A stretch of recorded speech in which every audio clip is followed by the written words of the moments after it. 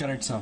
So we have observed that many non-life insurance companies have stopped issuing cashless policies, basically the mediclaim and cashless insurance to the individual customer. But at the same time, they issue cashless facility to the group insurance. And the second thing, despite of your strong action against mis-selling and a lot of things, still we have observed that there are mis-selling cases happening in the industry, and also most of the insurance companies are denying the claims, saying that or blaming that it's a pre-existing disease. So what is the way out of it?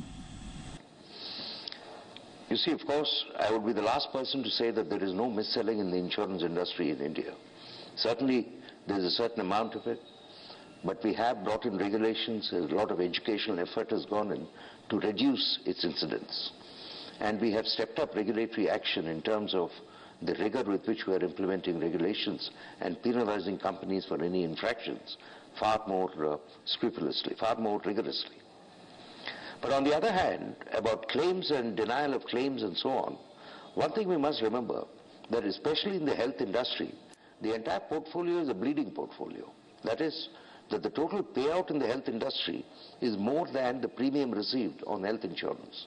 So there is something off in pricing. I do not think insurance companies very deliberately deny claims. They of course look at claims very closely, and certain companies may look at it more closely and rigorously than other companies. But I don't think as a matter of policy they are out to deny a claim which is a correct claim. So recently the government has imposed this tax thing on the insurance policies, and now you will get the tax benefit only if your premium is 10 times of your sum assured.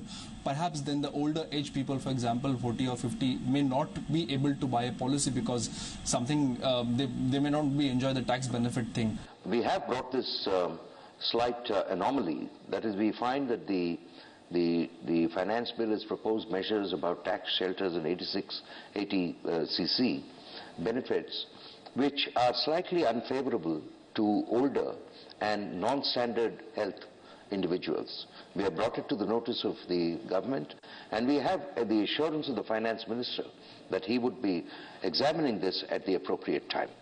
Almost a year back, Axis Bank bought a 4% stake in Max New York Life, and now on the same path there are few more companies. For example, Aviva Life Insurance and Syndicate Bank, or MetLife and Syndicate Bank. Aviva Life Insurance with talking with other banks, Punjab National Bank, for example. So most of the insurance companies are willing to sell their stake to the banks. Are you comfortable with this, sir? It is those kinds of stake transfers are entirely compliant with the insurance jurisdictions, insurance regulations, except for some of them, which we are examining. But very formally, we have received proposals only in the case of the proposed takeover between MetLife and Punjab National Bank, and that we have not yet, we are still in the process of examining it. We have not yet accorded the approval of IRDA to that proposed transaction. So then, by any chance, have you received any application for this kind of deals from insurance companies? To the best of my knowledge, that's the only one.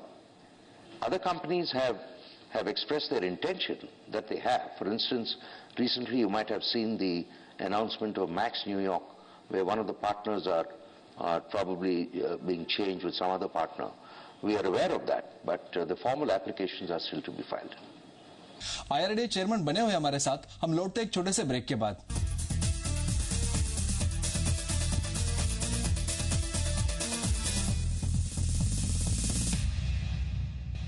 Now, since ULIP sale is down, there are two things which has happened drastically. One, the inflow into capital market has been reduced, and the second, the market capital of the insurance companies has also come down. So look at the deal which took place between Japanese company and the Max New York Life, for example, and the deal which took place between Nippon and Reliance Life Insurance almost a year back. Evaluation and market assessment of the value of insurance companies is a highly complex subject and is usually done by experts, and all the parties in the two transactions you mentioned would have engaged the best experts available anywhere in the world, and one will go by that valuation. So there is bound to be differences in valuation of any two different companies. It's not as if all companies have the same valuation. So I don't think that's a matter of concern. About transient valuations, yes, to a certain extent, depending upon the value of the book which they hold. It might go up, it might go down. So there are a lot of foreign players perhaps who wants to exit the industry. That's what the perception is in the market, insurance industry specifically right now. Perhaps MNY was one of the example, and there are few more foreign players, those who want to exit. So what do you think, if I ask you your perception? One, I mean, do you think that the FDI issue has not been increased, FDI limit has not been increased? That is one thing. And the second thing is market is unsuitable for insurance companies to come up with an IPO. So there is a capital crunch perhaps. And I mean, do you think that the capital crunch can be an issue if companies want to exist?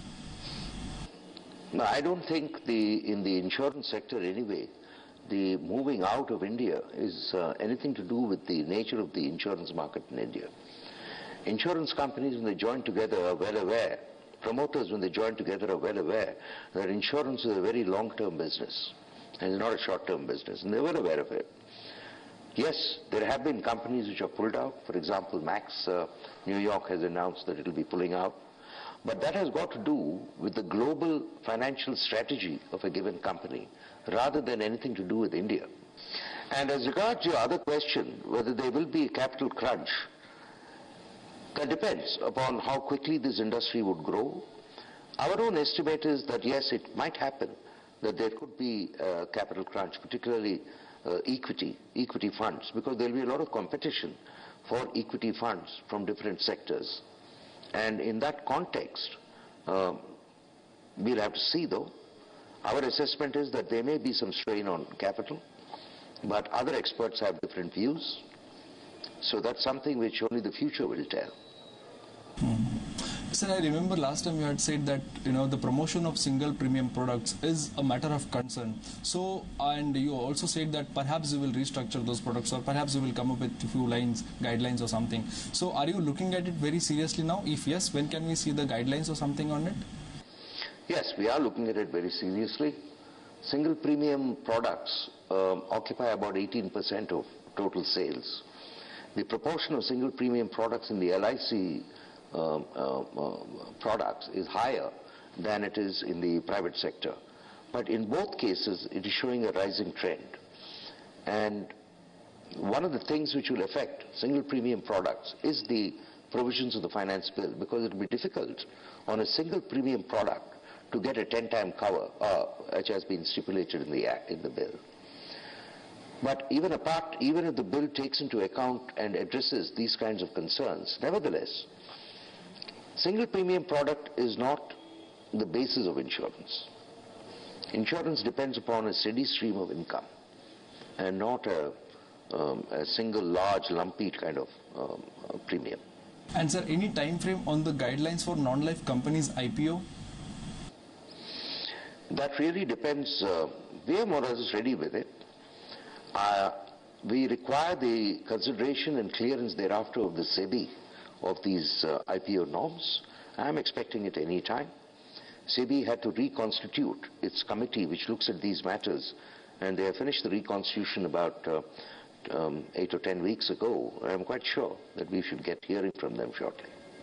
So if I ask you now, what are the things that are in your radar now? For example, you talked about single premium products. When we met last time, you mentioned about electronic reforms for the demat products. So what are the things that are in your radar? What are the things we can expect in few months?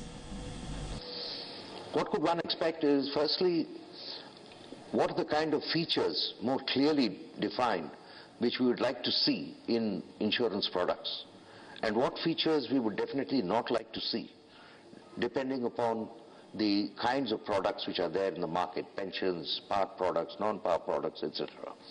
That will be a major effort on the part of the IRDA. That is one important component. The second important component will be the reframing of regulations or redesigning the regulations to the extent necessary as and when the Insurance Amendment Bill receives the assent of the firstly of the Parliament and thereafter of the President and is enacted into law. Those will be the two very important items in the near future. Sir, many insurance companies raise only one issue against IRDA, and that is delay in product approval. As a reporter, I meet them frequently, and what they say is IRDA usually takes 4 to 5 months for the product approval. So what is the issue? Do you really think that IRDA needs to take that much time, or there are certain positions which you need to fill in IRDA and that is why it takes really long time? No, not at all. nothing to do with the government at all. It is entirely internal to the transaction of the IRDA and the insurance company. Products, before they are approved, are subject to a lot of scrutiny. And the scrutiny depends upon the nature of the product offered, its complexities, and the kind of information that insurance companies share with the IRDA on the product. Sometimes you raise issues and questions which the designers of a given product themselves have not considered adequately. So if you have a look overall, we have cleared products even in 2 days. We have also taken 1700 days to clear a given product.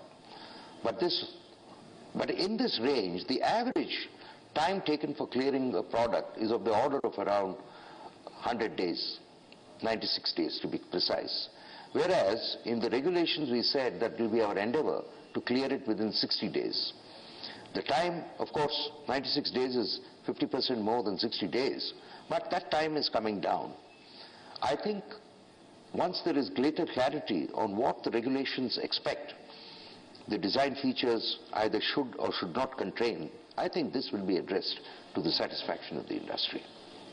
All right, sir. Thank you very much for your time. Thank you. Thank you.